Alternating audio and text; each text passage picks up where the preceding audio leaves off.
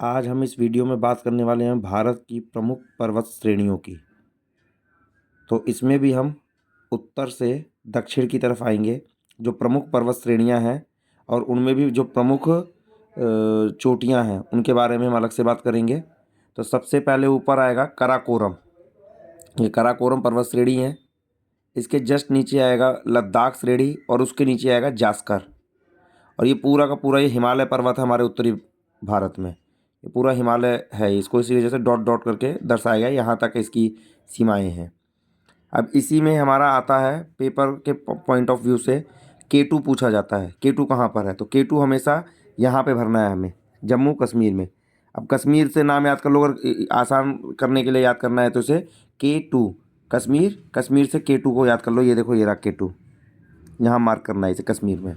इसके बाद हम नीचे आते हैं और हिमालय के निचले हिस्से को हम कहते हैं शिवालिक। कई बार पेपर में आ जाता है शिवालिक भरने के लिए। तो ये जो निचला हिमालय है, जहाँ से मैदानों और हिमालय का मिलन होता है, उस वाले क्षेत्र को हम कहते हैं शिवालिक।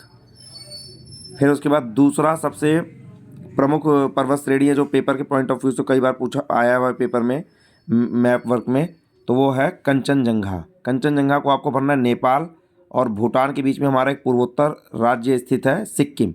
सिक्किम के अंदर आपको गोला भर के इसको कंचनजंगा। और भारत की सबसे, इसको कई बार क्वेश्चन को बदल के पूछा जाता है कि भारत की सबसे ऊंची चोटी कौन सी है। तो भारत की सबसे, दुनिया की सबसे ऊंची चोटी है माउंट एवरेस्ट, लेकिन भारत की सबसे ऊंची चोटी और दुनिया की दूसरे नंबर की सबसे ऊंची चोटी है ये कंचनजंगा। ये है 8,586 मीटर। ठीक है। इसके बाद हम इधर आते हैं राजस्थान में, थार मरुस्थल जो है उसके जस्ट इधर की तरफ राजस्थान में हमें भरना है अरावली। फिर इधर आते हैं हम मध्य प्रदेश में आ जाते हैं, इधर विंध्य, सतपुड़ा। ठीक है। महादेव पहाड़ियाँ। ठीक है। छोटा नागपुर के पठार का विस्तार जो है छत्तीसगढ़ और झारखंड के हिस्से में हो रखा है। ये हमारा छोटा नागपुर। इधर आते हैं तो गारो, बांग्लादेश का नक्शा जो हमारे मैप में होगा जस्ट उसके ऊपर तीनों लाइन से गारो, खासी और जैंतिया, ये तीनों पर्वत श्रेणियाँ जो हैं इधर आ गई। इसके बाद हम आते हैं इधर जस्ट महादेव पहाड़ियों के नीचे जो हमारा महाराष्ट्र और ये आंध्र प्रदेश और तेलंगाना वाला हिस्सा है, इसके बीच में आ जाता है हमारा दक्कन का पठार। ठीक है।